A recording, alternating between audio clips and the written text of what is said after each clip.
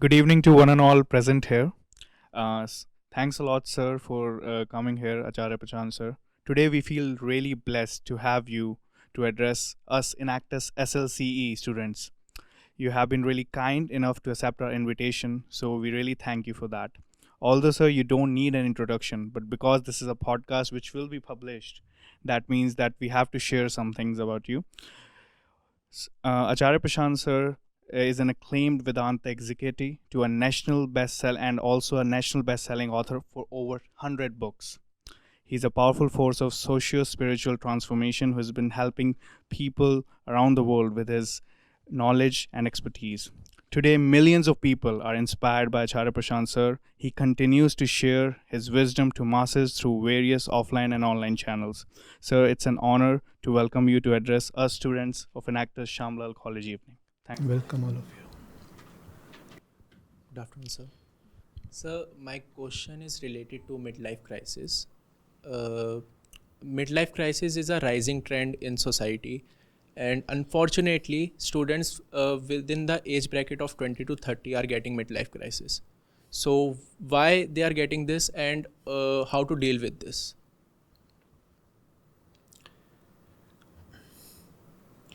See, what you call as a midlife crisis, irrespective of the age when it hits you, is basically a blow of the truth.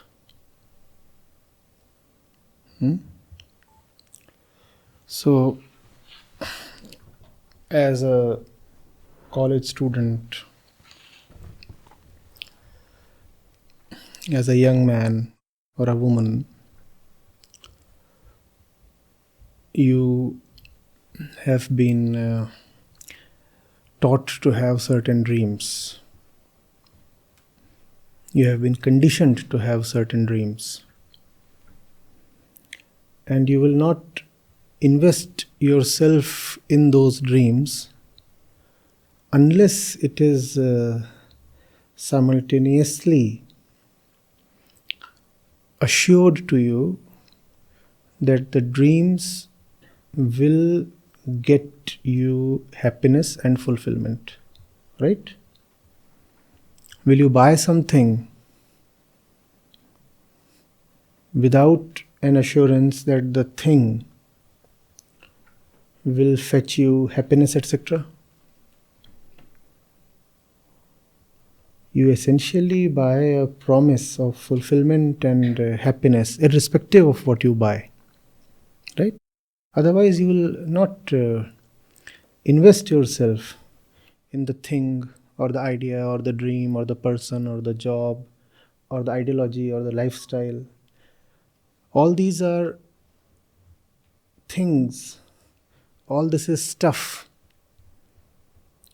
that we are made to buy into, right?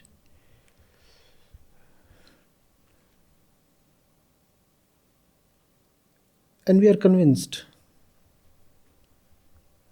that if we buy into these things, then the result will be satisfactory. Obviously, the sellers of these dreams and ideologies and lifestyles will not want you to question these things, because it becomes difficult to sell something spurious if the customer is too investigative, right?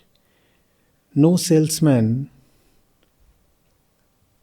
enjoys a very inquisitive customer.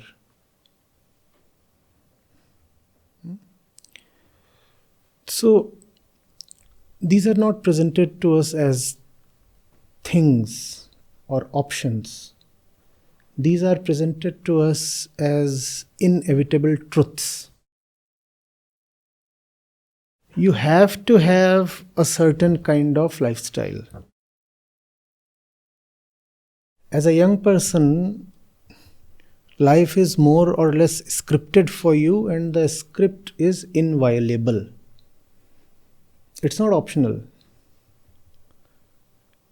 It is the truth. See, only the truth is inviolable. Everything else is simply optional. And if something is presented to you as inexorable, something you just cannot avoid, then it is being presented to you as the truth, right? Irrespective of whether the presenters use that word or not. Right? So, as gullible young persons, you start believing in the script. You start thinking that obviously this alone is life. What else? What else? You start using words like commonsensical, obviously. No? So someone asks you, what are you going to do after college? And a lot of you will say, obviously, I'll get into a job. Obviously. And we have been conditioned to such an extent that it does not remain even faintly visible that there is nothing obvious or inviolable or final in this. That this must be a matter of conscious choice. You have to think over it.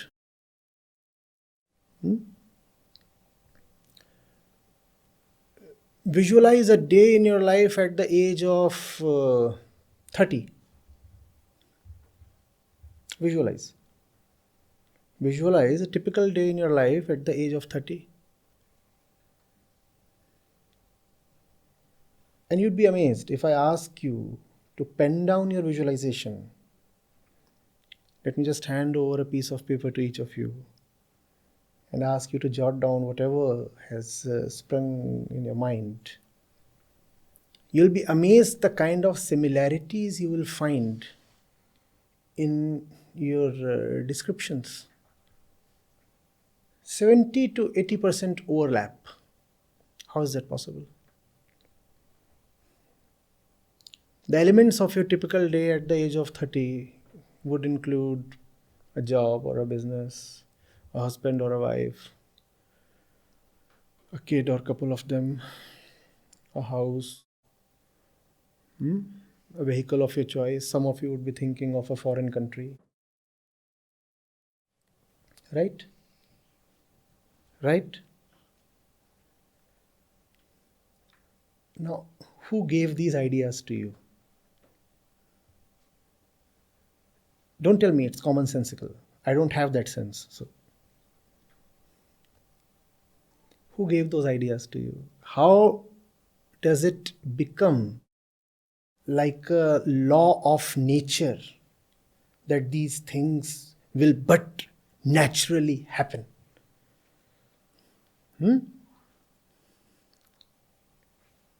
How did this get into your mind and strike such deep roots? And all of this is very intricately related to the thing called midlife crisis. We are not needlessly going into it. How did this enter your mind? Please tell me. The society. But when it enters your mind and once it takes a seat there, the tragedy is that it no more remains social, it becomes personal. You do not say, my dream is a social one. What do you say? It's my personal goal. This is what I personally love. The thing is, even the entity you call as the person is just a social construct. There is hardly any individuality in our existence. We are biological and social beings. The hardware comes from biology, and the software comes from society, education, influences, and such things. So there is nothing of our own really in our existence, our life, our mind, our thoughts, our emotions, our opinions. So you have bought into all those dreams. And there is hardly any variety in those dreams. That's what used to bore me about them when I was your age. I mean, come on. Maybe I'll subscribe to what you're trying to sell me, but at least show me some options. Like a good customer. I want to feel empowered. I want to feel I have choice. So I would say, come on, show me some choice.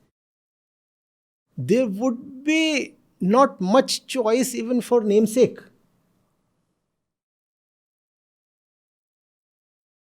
Job, money, wife, kids. Please, something else. Add to the list or remove something from the list. So there would be some very fickle and unimportant kind of additions or deletions. The core would remain the same. And the core remains the same for everybody. It has remained the same, much the same for you people also. And that's what explains the midlife crisis. The stuff that you bought into at the age of 20 or 25 starts showing up as fake, useless, spurious by the age of 35 or 40. And that's what you call as a midlife crisis. But by then it is just too late. You have made irreversible decisions. And deep investments you just cannot now get out of. That's what is midlife crisis. Are you getting it? So that midlife crisis that you experience at the age of 35 or 40 or 45 is actually something that gets initiated decades earlier. It got initiated when you entered class 11th and you didn't know whether to go for commerce or science or medicine or arts or whatever. And then somebody told you, you pick up this particular stream and you will be happy. And you just didn't know anything and you enrolled into a particular stream. That's when the whole thing began. And then it kept snowballing. As you kept moving on in life, it just kept getting bigger and bigger, like a balloon inflating in size. But the balloon cannot keep gaining volume infinitely. A time comes, a day comes when it just bursts. That's what we call as midlife crisis. All hot air is what the life of a youngster is about. Just hot air. Gas, a lot of gas. And gas can't survive for too long. Ever seen an everlasting balloon? But then that's what we are all busy blowing up. It bursts. And when it bursts, there is a sudden crash. You lose energy, you lose motivation, you just don't know what to do with life. All you're left with is a lot of frustration and repentance. And you get terribly irritable. And you start aging very rapidly. That's why when you hit 60, something called senility strikes you. Have you heard the word senile? What does that mean? Senile. What does that mean? Old age. Yeah, but what does that denote psychologically? If you say someone's gone senile, what does that mean? Huh? Gone kaput. Gone kind of insane. That's senility. And that's supposed to hit you when you hit 60. senility. In Hindi you call it Sathiyana. You see how it's related to Sat, Sathiyana. Now what's it about 60 that your mind totally goes bonkers? Nothing but a realization of a life all failed. A failed life. It need not begin at 60. It used to be at 60, then it started happening at 35, 40. Now the questioner says it is happening at 20. Now why is it happening so early? And it's a good thing, right?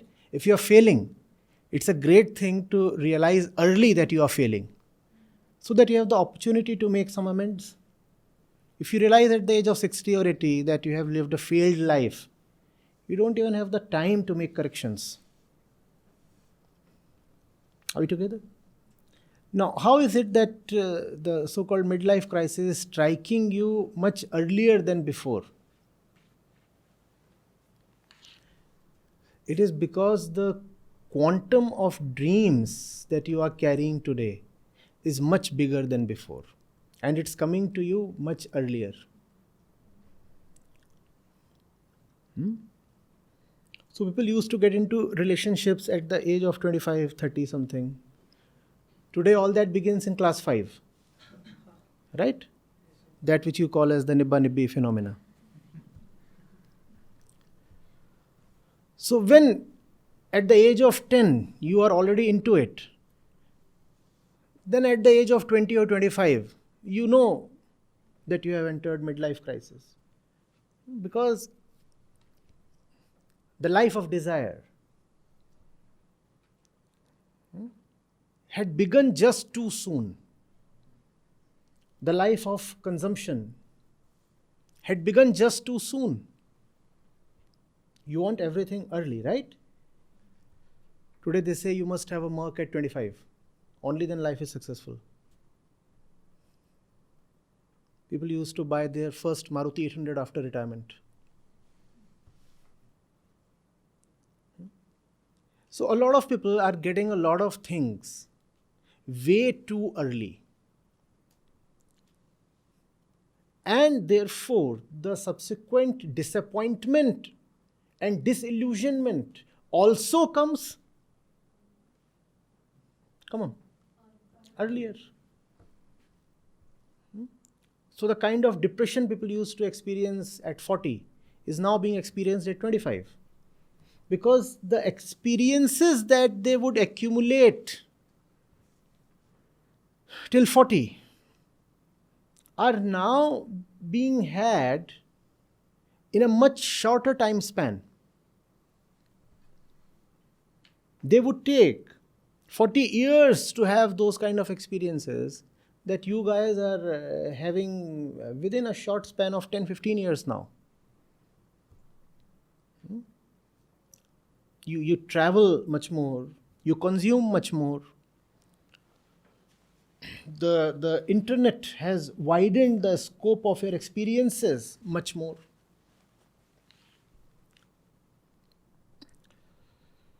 You can get into serial relationships, which was not happening earlier. So in some sense, you have the opportunity to be wizened much earlier.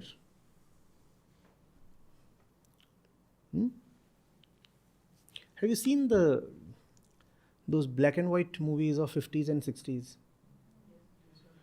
What would be the typical age of the hero? Oh, I thought 50s. Think of Ashok Kumar. Think of Raj Kapoor. Probably they began in their 30s. But they always looked quite grayed down. No? Yeah, impressive because old. And think of the kind of screen heroes that you have today. Forget the oldies who are just statues that tradition has installed, and those statues won't fall anytime soon. Otherwise, think of the new entrants the new faces that you see on the screen, they all look pretty young. Not just young, rather juvenile, even immature.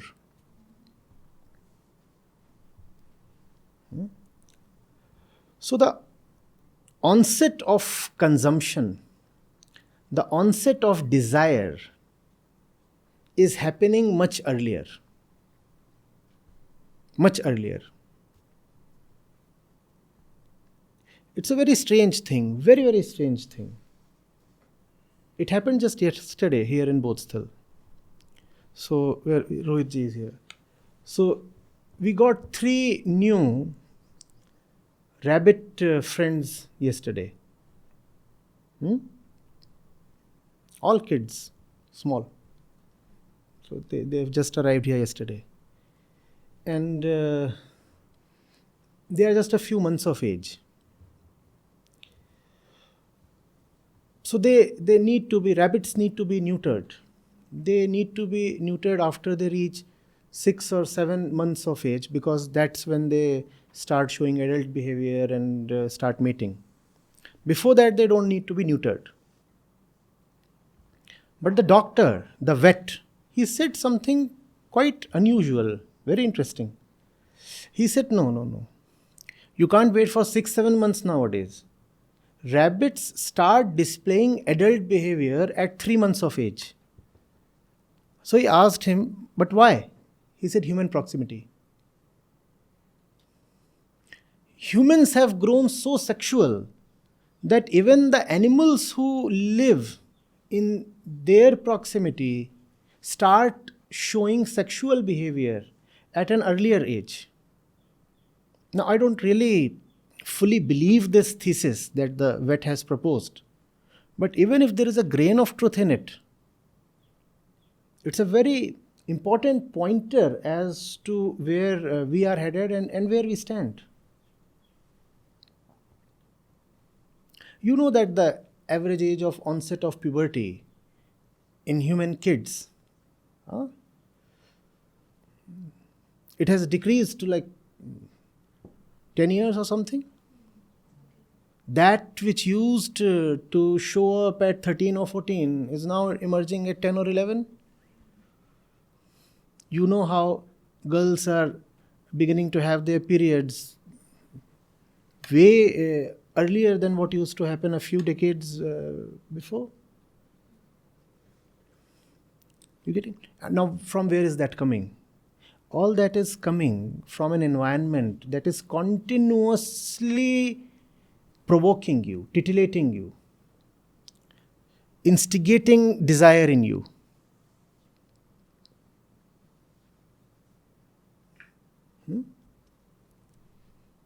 So a lot of consumption, desires, this, that. And that which will begin earlier will also crash earlier. That crash is what you call as a midlife crisis. My opinion, it's not necessarily bad. If at the age of 25 itself, you can be disillusioned from the usual script, the usual pattern, the usual conditioning, then probably something new, fresh can open up for you. So, good.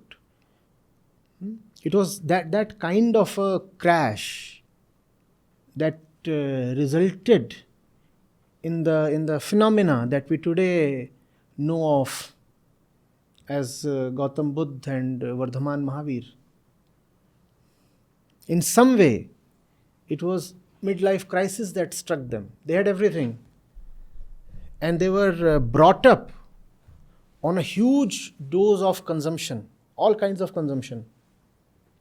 Riches, prestige, knowledge, women, whatever they wanted had been made available to them. In fact, much more than they could ever want had been forcibly made available to them. Forcibly so that they do not become renunciates. That's how the story goes. At least with respect to the Buddha. His father was afraid that this chap has other plans. He will not stay put in the palace, and he'll probably take some other path. So he tried to immerse Buddha into all kinds of material luxuries. And that only hastened the process of Buddha's disillusionment. He said, all that could be had, that could be consumed or enjoyed or experienced, I've already had, and it has failed on me. I still feel wretched and hollow within. So why continue this kind of life? Obviously, fulfillment lies elsewhere. So let me go out and try. So I wish all of you get an early crisis. It's better to be painfully struck with reality than to live in a fool's paradise all life long. Though that's what the ego wants. The ego says, don't show me the mirror, don't tell me the truth. Let me live in my fanciful dreams my entire life. Wish that could be true.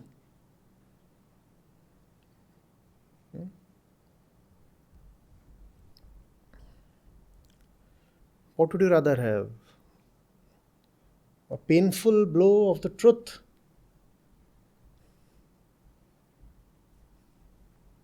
or cozy, woolly, sweet dreams?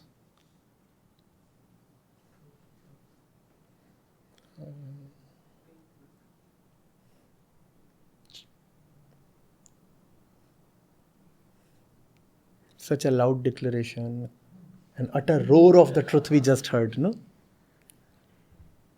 Now that explains the crisis. We are born to be deceived. Our natural composition is such that we want to remain stupid. Not anybody's fault. That's how we are born. That's how everybody is born. We have a strong tendency to favor self-illusion. Even if truth stares us in the face, we will refuse it.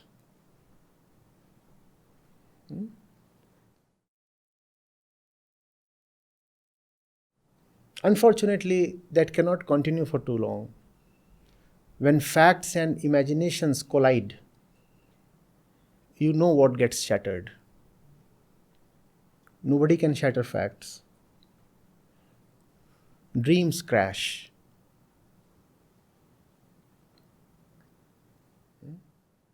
But your entire culture and all your teachers and well-wishers, they want you to chase your dreams, don't they? And the whole motivation industry. Come on, chase your dreams. I support them. I say chase your dreams even more wholeheartedly, so that you can very soon realize that your dreams are nonsensical. In fact, those who are very sincere towards their dreams will be the first one to reject their dreams, to evolve beyond their dreams, because they have been sincere in pursuing their dreams. The worst condition is of those who maintain dreams yet never pursue them wholeheartedly. So they remain in some kind of perpetual hope. So there is a dream. Yeah, one day the dream will come true and then I will be happy. So if you have some dream, and as young people obviously will be having dreams, I say go after it with all that you have. Go after it so that you can see its futility. Otherwise, all that I'm saying from this position right now will not appear true or even tasteful to you.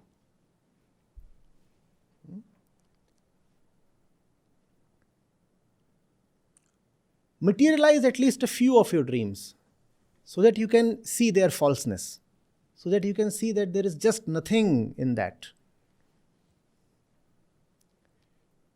Obviously, you are far luckier if you can see the futility of these so-called dreams. Mind you, remember how we began. We said your dreams are not your dreams. They have been drilled into you by the society. And anyway, now that you have started calling them your own, lucky are the few who can spontaneously, just by observation and their insight, realize that the dream business is all hollow and futile. Realize that there is nothing individualistic about our dreams and goals and targets. Those are the lucky few. Most of you will need some kind of a crash to regain your senses. Otherwise, we remain in some kind of intoxicated state, where the dream business is everything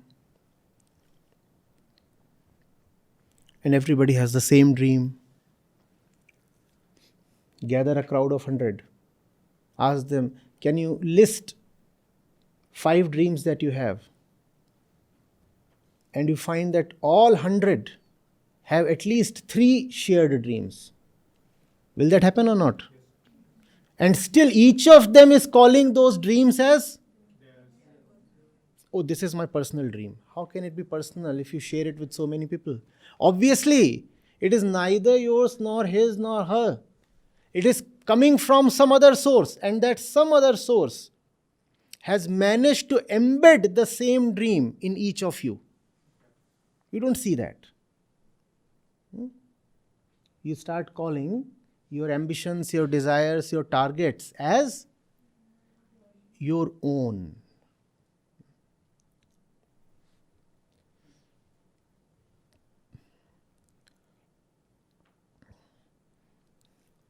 This is not the kind of happy beginning you would have probably wanted to the discussion. But then the fault is all yours. You come here, that's the first fault. Then you begin with such a question. That's another thing just upon you. I have nothing to do with it. I'll simply respond to what you put in front of me. Mostly it will not appear very delicious. Pardon me for that.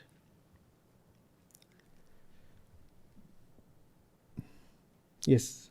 What I think one of the major reason for midlife crisis is larger than life image that movies and OTT platforms portray. So these movies are manipulating the kids and more importantly manipulating the reality, and youngsters are also relying on them. So why did this happen, and how to deal with this situation? See, you buy into an entire book. You cannot now pick and choose among the chapters of the book. How is it possible that you continue to believe in chapter 1, chapter 2, chapter 3, 4, 5, 6, and then you say chapter 8 and 9, I will not believe, I'll not accept, and I'll not implement in my life? That's not possible. Where do movies come from? Where do movies come from? All this movie business is very deeply related to the kind of lives that you live. You cannot continue to have the lives that you have and yet avoid movies. See, that's a very lucrative argument that many of us internally cultivate. We say, no, everything is okay about our life. It's the movies that are spoiling the culture.